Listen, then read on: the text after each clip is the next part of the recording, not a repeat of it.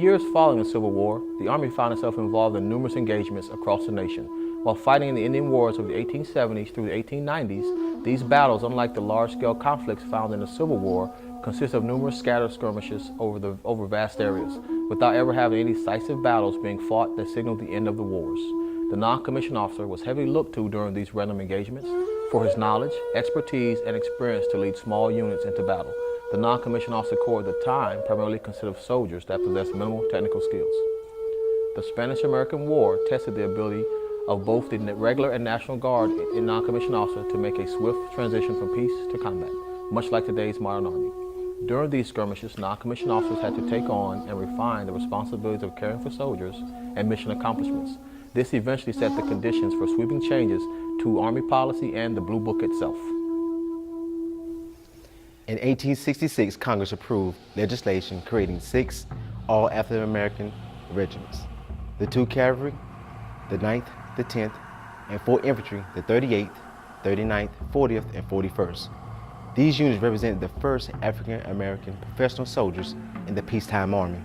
The nickname Buffalo Soldiers were originally given to the 10th Cavalry by the Cheyenne warriors out of respect for their fierce fighting in 1867. The Native American term used was actually wild buffaloes, which was translated to Buffalo Soldiers. In time, all African American soldiers became known as Buffalo Soldiers. From 1866 to 1890, 18 African American soldiers were awarded the Medal of Honor. Out of those 18, 14 were Buffalo Soldiers. NCOs ranking from Sergeant Major to Corporal, receiving the nation's highest honor for valor. The term Buffalo Soldiers became a generic term for all African American soldiers. It is now used for United States units that trace their direct lineage back to the 9th and 10th Cavalry, units whose service earned them an honored place in U.S. history. The creed of the non-commissioned officer is based on not only what we as NCOs strive to be, know, and do, but is also based on our history and the stories of the NCOs that have come before us. On March 19, 2002, the United States Army gave the Distinguished Service Cross to Sergeant Henry Johnson. He was a black World War I New York National Guardsman assigned to the 369th Infantry Regiment, which is known as the Harlem Hellfighters. Sergeant Johnson was the first American to receive the highest French Medal of Valor, the Croix de Guerre with palm. When translated, it means Cross of War. On May 14, 1918, Sergeant Johnson was on guard duty with a fellow soldier when they fought off 21 Germans during a night raid.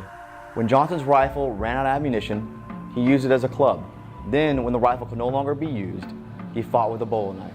The Germans wounded Johnson 21 times, and the other soldier was taken captive. But Johnson was still able to rescue his wounded comrade. Former President Theodore Roosevelt cited Johnson for being one of the 5 bravest Americans during World War I. In 1993, he was awarded the Purple Heart. Sergeant Johnson is currently laid to rest in Arlington Cemetery. Sergeant Johnson is the warrior ethos. Never leave a fallen comrade behind. During the Korean War in 1953, Sergeant Ola L. Mize of the 15th Infantry distinguished himself in battle and received the Medal of Honor near Sarang Ni. Mize advanced through an intense enemy barrage to rescue a wounded soldier.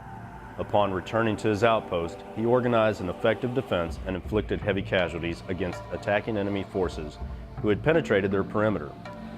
During the intense fighting, Mize was blown down 3 times by artillery and grenade blasts, but each time he got up and continued repelling attacks. While the fighting raged inside the outpost, Mize moved from man to man, distributing ammunition and shouting words of encouragement. When he observed a friendly machine gun position overrun, he fought his way to the position, killing 10 enemy soldiers. He continued fighting and helped regroup for a successful counterattack. With the attack on Pearl Harbor in December of 1941, the United States found itself at war. While American troops were fighting in the Philippines, other units were being formed in the United States.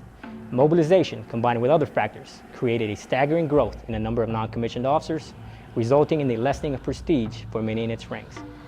Fighting in the Pacific and Europe required large numbers of men.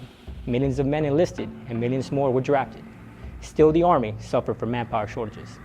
In the post-World War II era, there were 2 programs which affected NCOs: a career guidance plan and professional schools for NCOs. The technical ratings were dropped an emphasis was placed on service-wide standards for NCO selection and training. In 1947, the first class enrolled into the NCO school in Munich, Germany.